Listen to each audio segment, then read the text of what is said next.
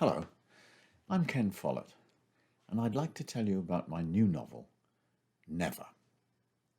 Never takes place in the present, but it was inspired by events that happened more than 100 years ago. Studying the path that led to the First World War while writing Fall of Giants, I was struck by the fact that no national leader actually wanted a European war in 1914. Yet, each of the emperors and prime ministers took small, quite rational steps that cumulatively led to what was up to that point the worst war the human race had ever known. And that led me to ask, could it happen again? Leaving aside the possibility of nuclear war by accident or nuclear war started by a mentally unbalanced American president, could reasonable, moderate men and women find themselves dragged against their will into World War III? I see four stages on the path to war: the spark, the escalation, the existential threat, and the commitment. Everyone knows about the assassination of Archduke Franz Ferdinand, the heir to the throne of Austria, by a Bosnian nationalist at Sarajevo on the 28th of June 1914. That was the spark that lit the fire, and my first task in writing Never was to consider what might be the flashpoint leading to World War III. I put this question to several people with experience of international affairs at a high level, who were kind enough to give me interviews.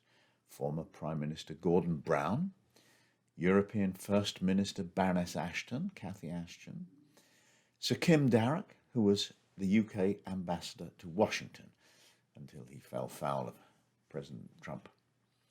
A flashpoint is a place where a conflict could involve the major powers, and there's no shortage of possibilities. Some examples: Ukraine, Strait of Hormuz, Kashmir, Taiwan, South China Sea. What happens in Never is that the world leaders of the USA, China, and several other countries successfully negotiate a number of minor crises until there's one that has longer-term effects. Back in 1914, Emperor Franz Joseph felt he had to punish Serbia, a weak and subservient satellite of the Austro-Hungarian Empire, and he declared war on Serbia. This was the first step in the ladder of escalation.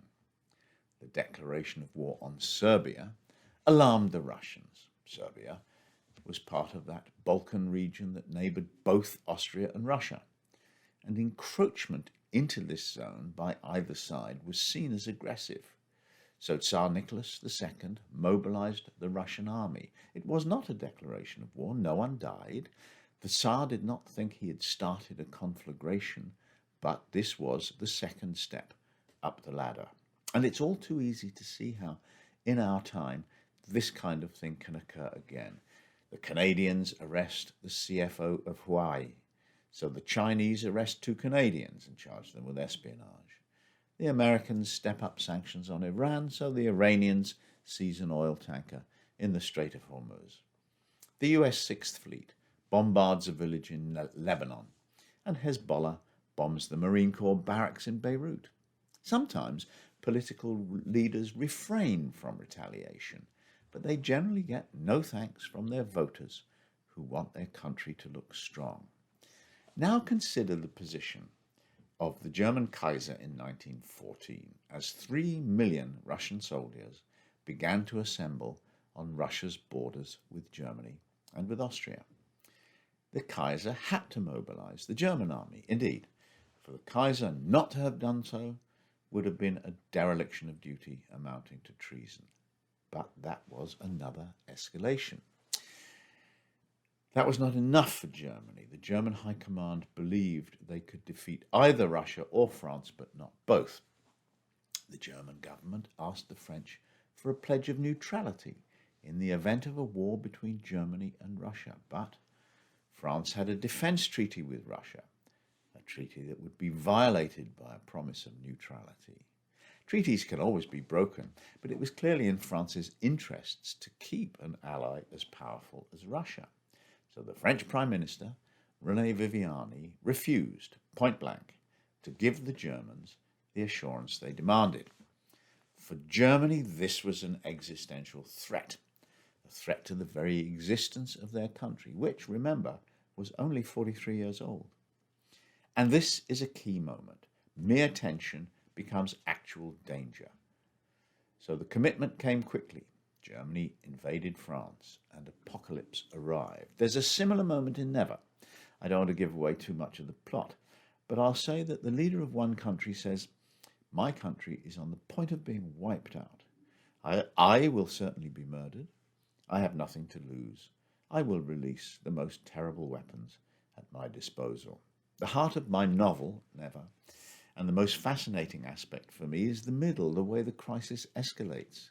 How do moderate, centrist leaders make decisions that lead to catastrophic war?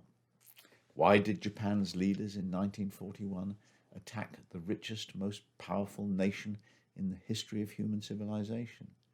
How did President Lyndon Johnson slowly and inexorably become entangled in Vietnam, ruining his reputation? How could Tony Blair be so foolish as to involve the United Kingdom in a war being organized by George W. Bush, the most ignorant and incompetent American president for 100 years? I don't know the answers, of course, but I offer a different way to shed light on these questions. The novelist, with his fictional characters, has permission to imagine the interior emotions and thought processes of men and women who make world-changing decisions. In Never, there's a parallel between Washington and Beijing. Both leaders, smart, well-intentioned people in my story, are trying to walk a tightrope. The American president, a Republican, struggles to avoid war while defending herself against gung-ho nationalist attacks from her rival in the primaries. The Chinese president is a progressive by inclination, but hampered by the hardline communists who hold ultimate power. Most national leaders share the problem of combating extreme views within their own political base, including, for example, Boris Johnson with the conservative old guard and Joe Biden, who has the Bernie Sanders left-wing faction to contend with.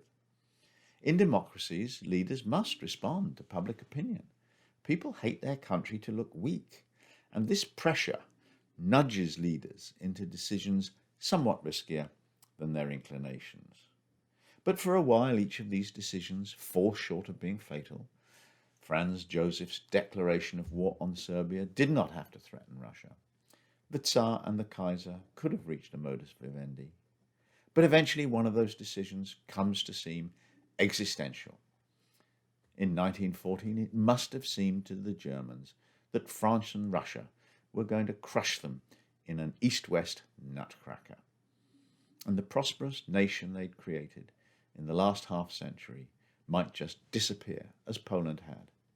And in such circumstances, nations take risks. The Kaiser did not want war, but if it was going to happen, he wanted to fight it on his own terms, and so he invaded France. But once again, the national leaders made decisions that seemed to them sensible, perhaps inevitable, and the result was 4 years of slaughter on a scale they'd never imagined. And that's how my story develops.